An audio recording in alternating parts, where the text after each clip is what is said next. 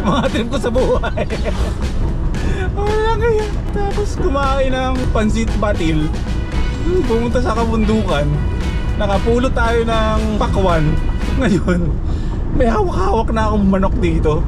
Isipin mo kung gaano ka-random yung mga trip ko sa buhay. Ano ba yan? Dahil sa'yo, uuwi na tuloy ako.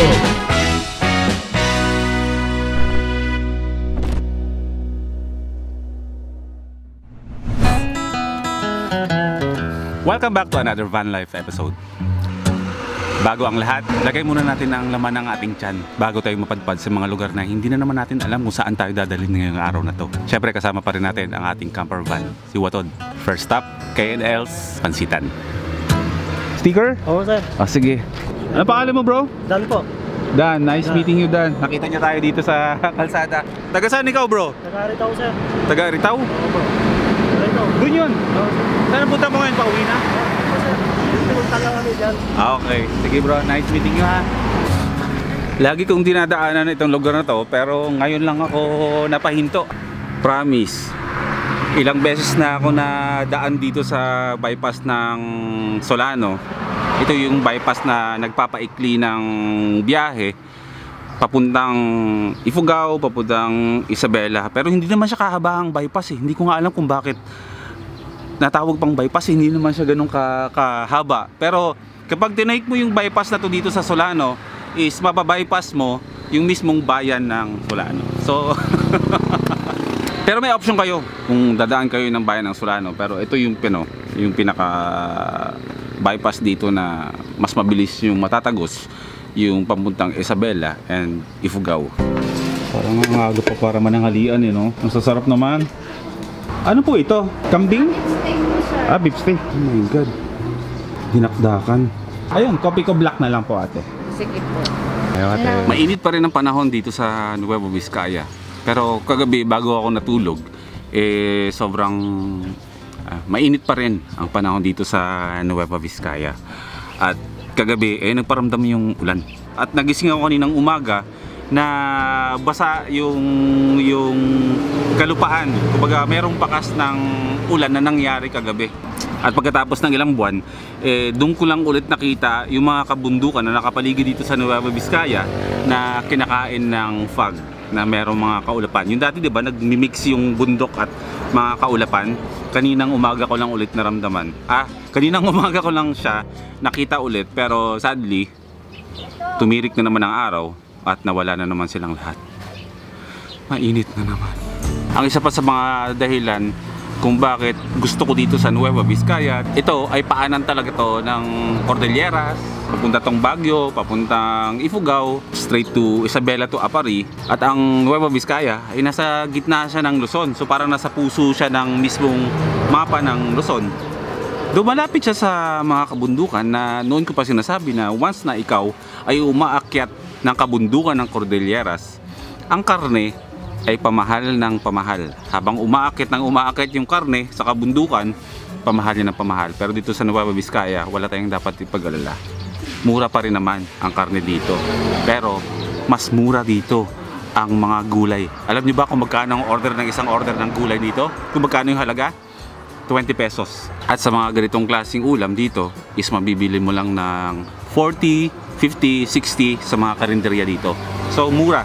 Livable ang Nueva Vizcaya, mura ang pagkain, may kamahalan ng isda, pero hindi compared sa Highlands na talagang ang mamahal. Mga ganito nila, yung mga kinilaw nila dito, mga dinakdakan, ibang-iba. Kapag pupunta kayo ng Highlands, siguraduhin nyo na meron talaga kayong malaking budget para sa pagkain. Mahilig ako sa dinakdakan, sa mga ganito, yung mga sinuglaw. Ang dami ko na tinikman na dinakdakan sa biyahe kahit sa ang sulok ng Pilipinas. Pero yung dinakdakan dito, yung mga papuntang Highlands, ganyan, ay iba. Itong order na to, dito mabibili lang ng magkano to? 50 pesos. Pag umakyat to ng Cordilleras, mga nasa halagang 120 na to. Ito karaming order. Iba yung lasa ng timpla nila. Medyo mapaklak-klak. Ganun yung lasa. Pero kung wala namang masyadong budget, magbaon na lang kayo ng mga lulutuin yung mga dilata along the way kung kayo ay gumagawa ng loop o kung kayo nagta-travel. Huwag kayong mag-alala, hindi bawal sa akin pala ang kape. Pwede ako magkape. Saya. Batil na lang po yung ano niya, sir. Sige po. Humito ako dito para sa batil patong at sabi ni ate kanina, hindi daw available ang batil patong. Kaya ang sabi ko, sige, magkakabagan noodles na ako. Pero alam mo kung ano sinerve nila sa akin? Batil patong. Nainggit kasi ako kay Commander Dino, nakita niya yung batil. Nakita ko sa kanya na kumakain siya ng batil patong nung papunta siya dito sa Solano. Hindi pa ako nakakatikim talaga, as in ngayon pa lang. So hindi ko na-expect na ganito pala kadami talaga yung mga sahog ng batil patong compared sa kabagan na noodles na natikman ko dati doon sa tuktok ng Ambagyo. Tsura pa lang. Masarap na. Parang ito na yung pagkain ko hanggang mamayang gabi. Oh my God, di ko alam kung paano ko uubusin lahat to. Lahat ng sahog na nilagay natin dito, ito yung kinalabasan. Ganito siya kadami. Parang good for 2 persons. Sabaw. So sobrang dami ng mga sahog na pinaglalagay dito. Yung sabaw pa nga lang, all goods na eh. Tapos lalagyan pa ng kung ano-anong klaseng sahog. So kaunti lang siya kanina tignan. Ngayon apakadami na. Akala ko atay ng baboy, atay pala ng manok. Maniniwala ba kayo pag sinabi kong nagkakahalaga na ng 80 pesos ito? Kung sa atin sa Maynila to, yung itsura na to parang nasa halagang more than mga 180.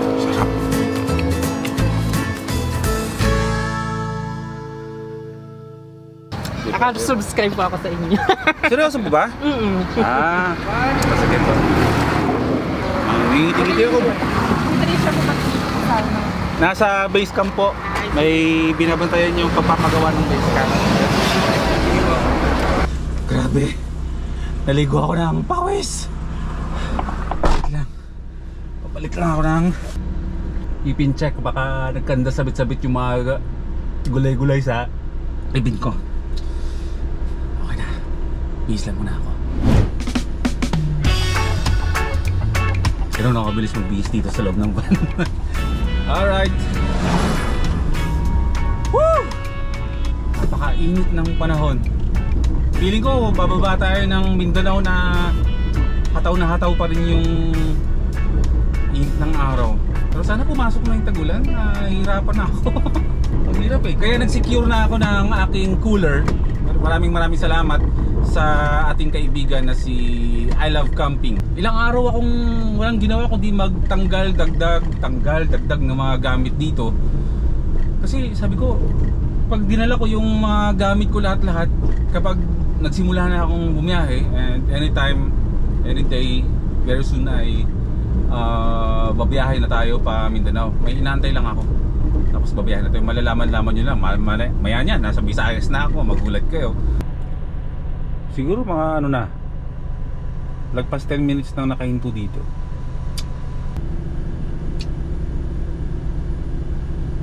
Wasting time is wasting life talaga. Ang mga tinanggal ko dito, tinanggal ko na yung monitor sa likuran kasi pampasikip lang.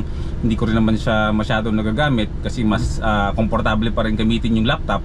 Yung monitor ko dito ando na sa alitap-tap. Tanging dala ko na lang dito talaga sa loob is itong cooler at yung Bluetti power station natin. Kasi naisip ko na hindi ako pa pwede magdala ng Bluetti na maliit.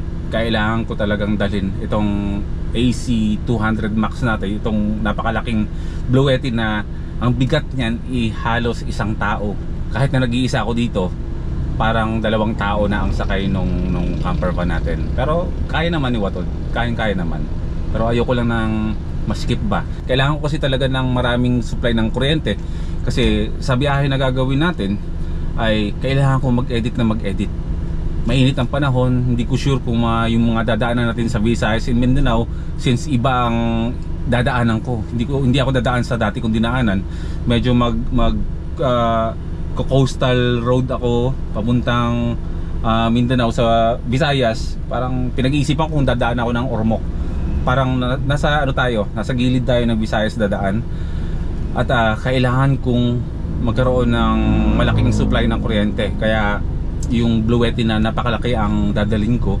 At no worries naman tayo sa pag-recharge niyan. Hindi naman natin kailangan ng ng solar panel sa taas since wala namang space. Pero meron tayong ano dyan, Bluetti na portable solar panel. Malakas din yan, pero umaandar tayo eh. So wala tayong ibang choice kundi ang mag-charge ng Bluetti dito sa sasakyan. Yan ang kagandahan ng naka-Bluetti kayo. Hindi nyo na kailangan ng solar panel sa taas. Hindi na kayo mag-set up ng mga off-grid since mahal yun. Eh ito, may kamahalan din, pero pasisimplahin yung buhay nyo, diba? Hindi kayo papahirapan, tuloy-tuloy ang charging habang bumabiyahe kayo. Pero yan lang naman yan ha. Maraming Bluetti na mura na portable na pwede nyo, portable, affordable. Marami ang Bluetti na ganyan, yung mga maliliit na handy na pwede nyo ibiyahe kung nagka-camping kayo, nakamotor kayo. May mga Bluetti naman na yung size ay pwede sa mga top box ninyo. Meron din namang malalaki. Napakalaking kuryente ang dala-dala natin palagi. Kaya magluto niya ng kanin ng rice cooker natin ng mga nasa 12 to 14 na lutuan. Pwede mag-charge din ng lahat-lahat ng mga kagamitan natin. Makapag-edit ako, hindi ako makakapos sa kuryente. Tuloy-tuloy yung biyahe. Less worry kasi marami tayong baon na kuryente dyan sa ating Bluetti AC200 Max. We find ourselves starting from scratch, brick by brick. Actually, hindi ko alam kung saan tayo pupunta eh. Nag-aagaw yung kagustuhan ko na maghanap ng ilog para maligo kasi nga init ng panahon, or pumunta ako sa mataas na lugar kasi dito sa lugar na to ng Quezon, kung nasan tayo ngayon, ay may mga kabundukan dito. Ito, fiesta? Mare, ano to? Linggo ng fiesta. Ay, ito na yung packet ng bundok. Watod, kayanin mo ha. Dito merong ilog yan dyan. Ligo tayo mamaya dyan. Akit muna tayo dito. Hindi ko pa naaakit to eh. Watod, training na to sa'yo sa bago mong mga bit-bit ngayon. Ang taas ha. Logil tayo. Ang tarik. In fairness, malamig ang hangin dito. Mainit ang araw pero malamig ang hangin. Hanap tayo ng spot na pwede natin paghintuan para chumil-chill. Sa panahon na ganito, dapat talaga kung hihinto ako, maghahanap ako ng lilim. Yung tipong buong camper van eh nasa lilim. Wait lang.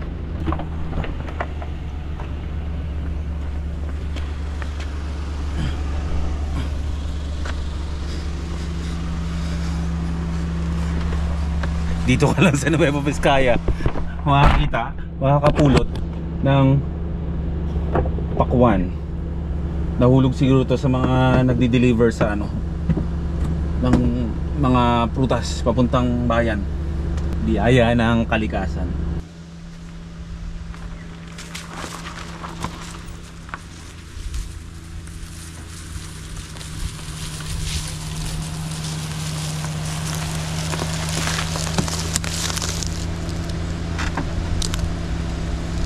Pwede na dito.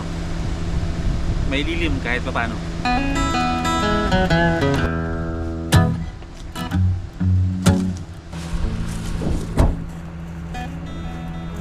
Not bad para sa isang lugar na kahit katiri ka ng araw, mainit talaga.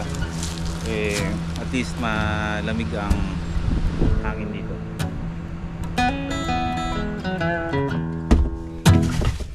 My God! May mga kasama ako dyan na lokal. Hindi ko alam kung Ifugao sila o Igorot. Pero syempre dito sa Quezon, mostly mga Ifugao na ang mga nakatira dito. At mga Igorot.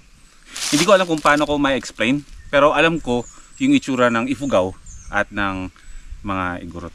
May pinagkaiba sila ng hugis ng mukha. Pero yung mukha ko, ano to? Bisaya. Pag siniswerte ka nga naman. May pagkain sana ako pwedeng kainin dyan eh. Thank you po! Salamat! Eh bro, gusto mong pakwan? Ha? Sticker na po. Sticker? Meron tayo sticker. Oh, wait lang. Aray ko! Napapanood mo ko? Opo. Wait lang. Saan nga ba yung sticker ko? Sana nandito? Walaan ko. Igorot ka? Opo. Oo. Di ba? Maghay ka muna doon. Ay. Ayun. Nakita tayo kahit nasa kabundukan tayo guys. Kilala tayo guys. Pinapanood tayo ng mga ipugaw tsaka mga igorot. Shoutout po sa inyo lahat. Ay, ito bro. Gusto mo ba ako sabayin kumain ng pakwan? Pulot akong pakwan bro. Ilan kayo? O, bigyan na kita ng 3. Thank you po. O. Taga saan ka? Taga dito? Opo. Yan lang po. Sa baba. Sa baba? Nakita kita kanina eh. Nakita mo kanina? Opo. Nakilala ko dito. Sige, anong pangalan mo? Ano, maghay ka muna dito. Dali, huwag kang mahiya. Ay, ako. Ay, anong pangalan mo bro? Omar po. Omar, o mamaya panoorin mo yung vlog ko ha. Opo. Kasama kita. Omar, isa siyang igorot. May mga ipugaw din dito. Meron po dun sa sentro. Halo-halo na dito. Opo. Ah, may sentro pa dyan? Opo. Anong tawag sa lugar na yun? Bonifacio po. Pero dito eh, puro uno. Purok Uno dito. Opo. Going to Bonifacio. Anong meron sa Bonifacio? May mga ilog din doon? Opo. Oh. Pag pumunta ako ng Bonifacio, hanapin kong Omar pangalan mo, di ba? Opo. Diyan lang po kami nakatira oh. Sa baba ng... Diyan lang sa baba? Opo. Umisan dadaanan kita dyan. Sige po. Ha? Opo. Nice meeting you, Omar ha. Ayaw mo talagang kumain ng napulot kong pakwan? Yan. Ito, napulot ko eh. Gusto mo iuwi mo na yung kalahati? Sige. O, sa'yo na yan. Oh, salamat po tita. Ayan. Ingat ka ha. Opo. O sige, magkikita tayo dyan. Minsan, dadaanan kita dyan. Aray ko, bye-bye Omar. Ingat sa pagdadrive ng motor ha. Ay. Saktong-sakto yung pagkain natin. Bagay na bagay sa sa tag-init. 'Di ba? Ay yung kakainin ko pa naman, yung baon ko pa namang pagkain diyan, eh yung ano MRE ni General. Dapat yun sanang kakainin ko ngayon. Next episode na lang. Mas nababagay itong pakuan dito sa ilalim ng kainitan ng araw. Malamig naman, pero pinagpapawisan pa rin ako. Malamig hangin, mainit araw, pakuan. Okay naman na, nasa kabundukan na tayo. Masarap naman na sa brain. Nakaka-relax na. Sabi ko nga, ang pagka-camping, madali lang gawin ang pagka-camping. Pero yung spirit of camping, yun ang mahirap hulihin. Kahit sino may pera, pwede mag-van life. Alam nyo ba? Pero yung spirit ng totoong pag-van life, kahit ako hindi ko makuha-kuha yun eh. Yung totoong pag-van life. Kasi pag sinabing van life is, wala kang bahay. Wala kang permanenteng address. As in, wala kang property. Ganyan ang mga nag-van life sa ibang bansa. As in, literal na bahay nila yung van para makaiwas sila sa tax. De, choice nila yun. Kahit maliit lang yung camper van natin compare sa mga camper van ng kung sinong meron dito sa Pilipinas. Mas magaganda talaga yung mga van nila, yung mga setup nila. Pero at least ako, kahit papano, masasabi ko sa sarili ko na kahit simple lang yung buhay natin sa pag-van life, sa pagka-camping, nararamdaman ko yung totoong spirit ng camping. Once na nag-camping ka at naramdaman mo yung katahimikan, na mararamdaman mo yun meron kang peace dito. Hindi masakit sa tenga, payapang kaisipan mo, kalmado ka, nag-enjoy ka sa tunog ng nature, na-appreciate mo yung paligid mo. Yun ang spirit ng camping. Pero kapag ikaw nag-camping sa isang site na maingay, na aalibadbaran ka kasi maingay yung lugar,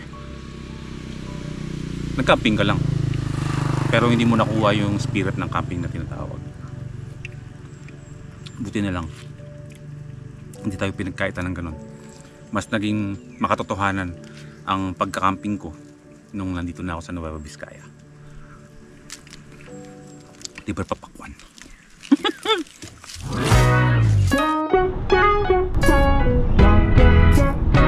mantika talaga ako sa mga banderitas na to. Ito mga dilaw ng mga flags dito.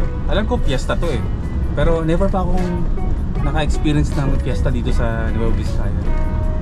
Sana makakita tayo ng lokal na pagtanungan ko kung kailan lang fiesta dito. Tapos pamiesta tayo. Pasok tayo ng mga bahay-bahay. Maranasan ko lang yung fiesta dito sa Nueva Vizcaya, okay na. Oh wait lang! Teka lang. Hindi kaya dahil sa sa malapit na yung festival dito sa Nueva Vizcaya, yung parang malakihang ngayong May yun eh. Baka ito yun. Yung parang lahat nagse-celebrate. Malaking festival yun eh. O fiesta. Alam ko. Sa mga taga Nueva Vizcaya, May na ngayon eh. Alam niyo yan. Comment nyo nga dyan sa comment section para maalala kung anong pangalan nun. Anong tawag sa fiesta na yun o festival meron dito sa Nueva Vizcaya. Malakihan yun. Buong Vizcaya yun. Wait lang, may nakita akong manok dito na binibenta. Yung tinatawag na kal. Hindi ko rin alam kung bakit kal ang tawag dyan eh. Ang alam ko lang chicken. Alamin natin kung bakit kal tawagin niya. Isang manok, 150 pesos. Sticker? Meron ako dito, bigyan ko kayo mamaya. Tay, pabili po ng manok. Isa lang. Ayan. Ano po bang ibig sabihin ng kal? Kal. Opo. Ewan ko sir, yun nang sir ang Pangalan kasi dito. Ng kal? Opo sir. Sa mga nakakalam ko anong ibig sabihin ng kal. Pa-comment na lang. Alam mo yung kalsar yung malaki siguro. Oh, isang klase ng manok, no? Oo. Isang klase, parang native. I'm only one call away. Eh, ilang araw na po ba yan? Hindi kukuha lang sir. Hindi, I mean, hanggang ilang days po ba yan? Pwede po bang... Pwedeng sir, maski ilang araw, hindi mamamatay. Pero di ba lumalaki pa po yan? Oo, nag-iiklog. Kaso, pag tumatanda, kumukunat, no? Kukulat. Kasi may nabili kami dating ganyan. Tuwan-tuwa na ako na hindi ako bumili ha. Kumbaga inuwi dun sa base camp. Oo. Malaki na. So excited kaming lutuin. Ay bay, kakulat ba? Parang goma. Yun lang. Kasi luto mo ng pressure cooker. Kasi Ay wala akong pressure cooker. Nasa Bulacan yung pressure cooker. Oh. Parang may 10 oras yata namin pinapakuluan. Ang daming ginastos na Gasol. Oo. Ayun, kanong gasol. Hindi. Kahoy-kahoy lang ba? Oo. Pwede po ba siyang hindi patiwarak? Sir, may iklog sa loob yan sir. Bawak nga po ng hindi, hawakan ko siya na hindi nakatiwarik, baka high blood rin eh. Hindi. Hindi ba? Yay. Sir, thank you. Maraming salamat po. Ilang araw pa po itong magbubuhay? Bago... Matagal sir, matagal. Matagal. Oo. Maski lagay mo dito sa kwan. Lagay mo ng pagkain, maski pa kawalan yan. Parang native yan. Napakamura no? 150. Halika na, uwi ka na sa base camp. Sama ka na. Salamat po ha. Sir, Salamat po. At least ngayon alam ko na kung saan makakabili. Thank you sir. Opo, parang ayaw kitang ulamin. Parang gusto kitang alagaan. Paano ba? Bro, halika. Sticker mo, halika. Ikaw nang alam bro, kumuha sa bulsa ko. Kunin mo na dyan, ubusin mo na. Ilang piraso lang naman yan. Ako, parang wala. Ay di, sa kabila. Meron ba? Meron? Wala. Teka lang. Ay, ito. Oh, bigyan mo na sa lahat sa mga tropa mo. Ay, bigyan natin sila dun, oh. Bigyan mo na lang sila dun, kahit isa lang, para may remembrance sila. Sumama ka na sa base camp, ha? Opo, mukhang hindi ka uulamin, ha? Mukhang alagaan ka. Sige po, salamat! Mga trip ko sa buhay. Wala kaya. Tapos kumain ng pansit batil, pumunta sa kabundukan, nakapulot tayo ng pakwan. Ngayon may hawak-hawak na akong manok dito. Isipin mo kung gaano ka-random yung mga trip ko sa buhay. Naawa tuloy ako sa'yo. Parang mas maganda natang alagaan ka na lang. Huwag kang tatay dito ha. Relax ka lang dyan. Ano yan? Dahil sa'yo, uuwi na tuloy ako. Wala pa sana akong balak bumalik ng base camp. Babalik ulit agad tayo dun. Meron pa sana akong gustong gawin eh. Dahil sa'yo, ayun tuloy. Shoutout, may mga nasa bus. Shoutout mo dun. Shoutout! Mahal! Halika!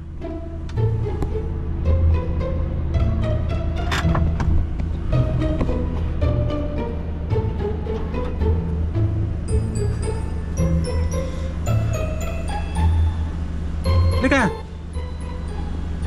Hindi ko alam kung anong gagawin ko eh.